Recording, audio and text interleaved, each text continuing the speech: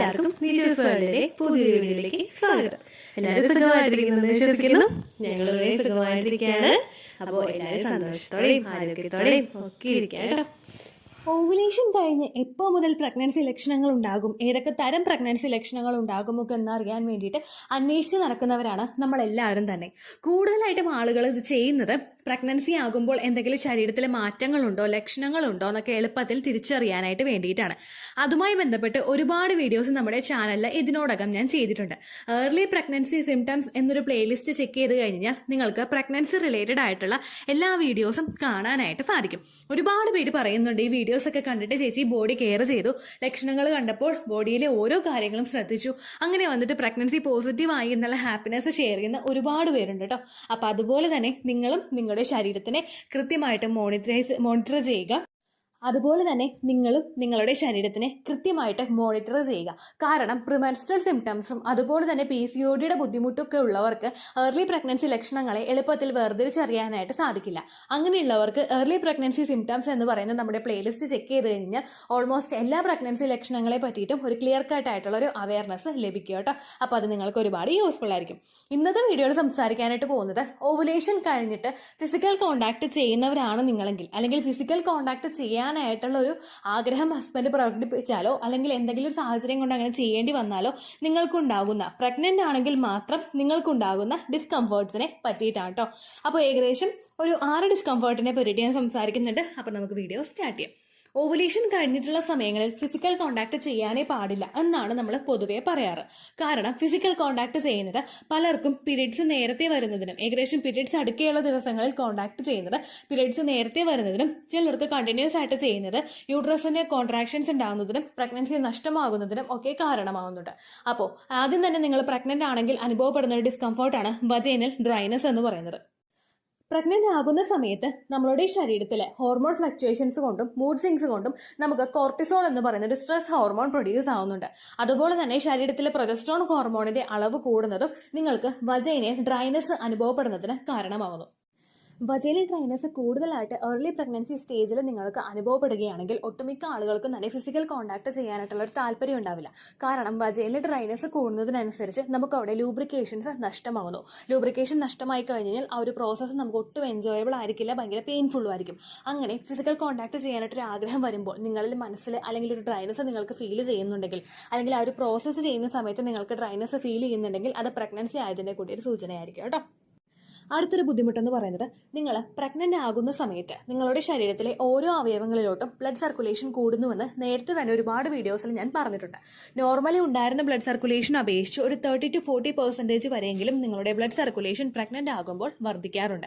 ഇതിന്റെ ഭാഗമായിട്ട് സാധാരണയായിട്ട് നമുക്ക് ഫിസിക്കൽ കോണ്ടാക്ട് ചെയ്യാനായിട്ട് ഒരു ഫോർപ്ലേ നടത്തി വരുമ്പോഴേക്കും നമ്മുടെ ശരീരത്തിനെ സ്റ്റിമുലേറ്റ് ചെയ്യുന്ന കുറച്ച് ഭാഗങ്ങളുണ്ട്. ഇപ്പം നമ്മുടെ വജൈനൽ പോർഷൻ ആണെങ്കിലും, നമ്മുടെ ബ്രസ്റ്റ് ആണെങ്കിലും, നമ്മുടെ നിപ്പിൾ ആണെങ്കിലും, അതുപോലെ തന്നെ നമ്മുടെ നെക്കിന്റെ പോർഷൻ, ഈ ഓരോ പോർഷൻസ് നമുക്ക് സ്റ്റിമുലേറ്റ് ചെയ്യാനായിട്ട്, അതായത് ഹസ്ബൻഡിനെ സ്റ്റിമുലേറ്റ് ചെയ്യാനായിട്ട് സാധിക്കുന്ന നമ്മുടെ ശരീരത്തിലെ അവയവങ്ങളാണ്.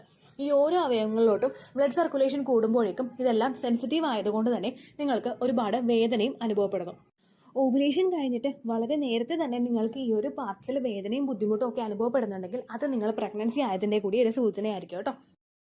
അടുത്തതെന്ന് പറയുന്നത് പെൽവിക് പെയിൻ ആണ്. പെൽവിക് എന്ന് പറയുന്ന ഒരു ശരീരഭാഗം നമുക്ക് സ്ഥിതി ചെയ്യുന്നത് നമ്മുടെ ഇടുപ്പിന്റെ ഭാഗത്താണ്.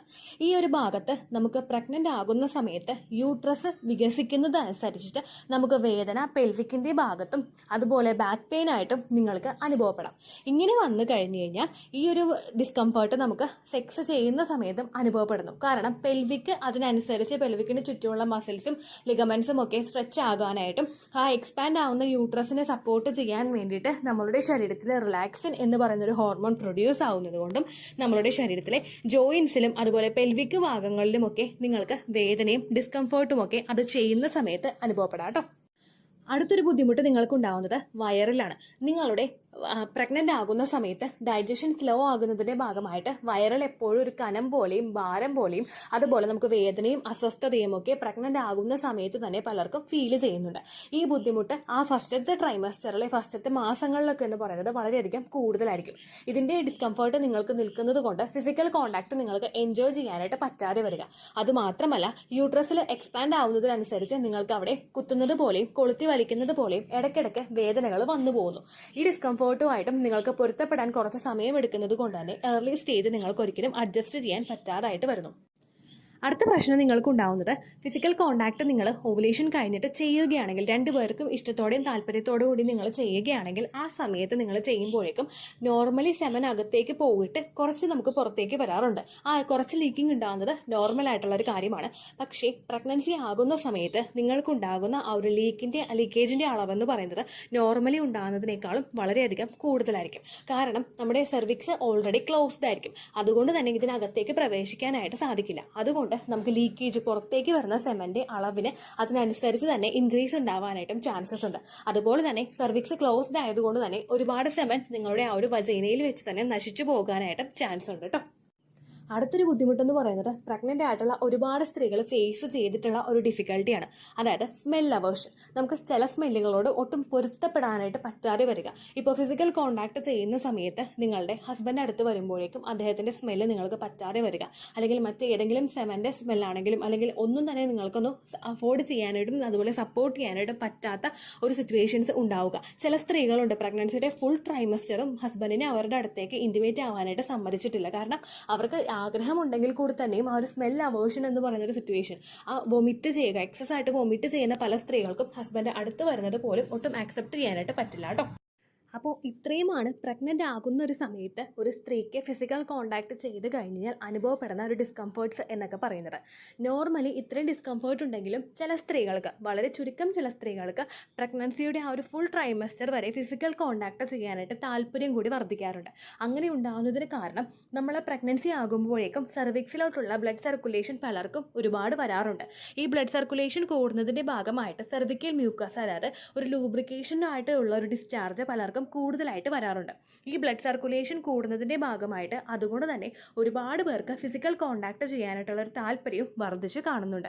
നിങ്ങൾ ഓവുലേഷൻ കഴിഞ്ഞിട്ടുള്ള സമയങ്ങളിൽ മാക്സിമം ഫിസിക്കൽ കോണ്ടാക്ട് ചെയ്യാതിരിക്കാൻ പ്രത്യേകം ശ്രദ്ധിക്കുക. ഇനി ചെയ്യുന്നുണ്ടെങ്കിൽ അത് സ്ത്രീയുടെ കൺസെൻറ്റോട് കൂടി മാത്രമാണെന്നുള്ള കാര്യം പുരുഷന്മാർ ഉറപ്പുവരുത്തണം കേട്ടോ. ഫിസിക്കൽ കോണ്ടാക്ട് ചെയ്യുമ്പോൾ ഇത്രയും ലക്ഷണങ്ങൾ ഉണ്ടാകുമെന്ന് പറഞ്ഞതുകൊണ്ട് ഈ ലക്ഷണങ്ങൾ ഉണ്ടോ എന്നറിയാൻ വേണ്ടിയിട്ട് ആരും തന്നെ ഫിസിക്കൽ കോണ്ടാക്ട് ചെയ്ത് നോക്കാനായിട്ട് പാടില്ല. അതായത് തുടർച്ചയായിട്ട് ചെയ്ത് നോക്കാനായിട്ട് പാടില്ല. ആ ഒരു കാര്യത്തെ പറ്റി തിങ്ക് ചെയ്യുമ്പോഴും ഇൻ കേസ് നിങ്ങൾക്കത് ചെയ്യേണ്ടി വന്നാലും നിങ്ങൾക്കുണ്ടാകുന്ന ശരീരത്തിലെ പ്രധാനപ്പെട്ട മാറ്റങ്ങളെ പറ്റിയിട്ടാണ് ഈ ഒരു വീഡിയോയിൽ സംസാരിച്ചത്. ആ മാറ്റങ്ങൾ നിങ്ങൾക്ക് പൂർണ്ണമായിട്ട് മനസ്സിലായി കാണുമെന്ന് വിശ്വസിക്കുന്നു. ഓവുലേഷൻ കഴിഞ്ഞിട്ടുള്ള സമയങ്ങളിൽ എസ്പെഷ്യലി നിങ്ങളുടെ ഫസ്റ്റ് ട്രൈമസ്റ്ററിൽ ഫിസിക്കൽ കോണ്ടാക്ട് ചെയ്യുന്നത് പൂർണ്ണമായിട്ടും അവോയ്ഡ് ചെയ്യാനായിട്ട് നിങ്ങൾ ശ്രദ്ധിക്കുക. അതിനങ്ങോട്ടേക്കുള്ള പിന്നീടുള്ള സെക്കൻഡ് ട്രൈമസ്റ്ററിലും തേർഡ് ട്രൈമസ്റ്റർ ഒരു പരിധി വരെയും നിങ്ങൾ കോണ്ടാക്ട് ചെയ്യുന്നത് കൊണ്ട് യാതൊരു തരത്തിലുള്ള പ്രശ്നങ്ങളും ഇല്ല കേട്ടോ. അപ്പോൾ ഇത്രയേ ഉള്ളൂ വീഡിയോ. എന്തെങ്കിലും സംശയം ഉണ്ടെങ്കിൽ നിങ്ങൾ കമൻസിൽ ചോദിക്കുക.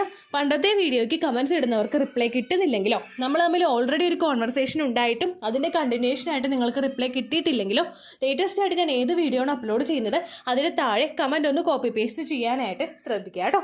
അതുപോലെ ഓവുലേഷൻ ഡേറ്റ് കാൽക്കുലേറ്റ് ചെയ്ത് തരാനായിട്ട് റിക്വസ്റ്റ് ചെയ്യുന്നവർ എത്രയാണോ നിങ്ങളുടെ കൃത്യം സൈക്കിൾ ലെങ്ത് അത് മെൻഷൻ ചെയ്യാനായിട്ട് ശ്രദ്ധിക്കുക. സൈക്കിൾ ലെങ്ത് എന്നതുകൊണ്ട് ഉദ്ദേശിച്ചത് ഓരോ മാസവും എത്ര ദിവസം കൂടുമ്പോഴാണോ ബ്ലീഡിങ് വരുന്നത് അതിനെയാണ് കേട്ടോ ഉദ്ദേശിച്ചത്. അതായത് ജനുവരിയിൽ നിങ്ങൾക്ക് ഒരു 1-ാം തീയതിയാണ് ബ്ലീഡിങ് വന്നതെങ്കിൽ, ഫെബ്രുവരിയിൽ നിങ്ങൾക്ക് 2-ാം തീയതിയാണ് ബ്ലീഡിങ് വരുന്നതെങ്കിൽ, ജനുവരി 1-നെ ഡേ 1 ആയിട്ടെടുത്ത് ഫെബ്രുവരി 2 വരെ എത്ര ദിവസമുണ്ടോ അത് എണ്ണി പറയുന്നതാണ് സൈക്കിൾ ലെങ്ത് എന്നതുകൊണ്ട് ഉദ്ദേശിച്ചത് കേട്ടോ. ബ്ലീഡിങ് നടന്ന ദിവസം നിങ്ങൾ എടുത്താൽ മതിയാകും. സ്പോട്ടിങ് നടന്ന ദിവസം, അതായത് ചെറുതായിട്ടുള്ള ബ്രൗൺ ഡിസ്ചാർജോ ബ്രൗൺ കളറുള്ള സ്പോട്ടിങ്ങോ വന്ന ദിവസം നിങ്ങൾ എടുക്കുക ആവശ്യം ഇല്ല കേട്ടോ.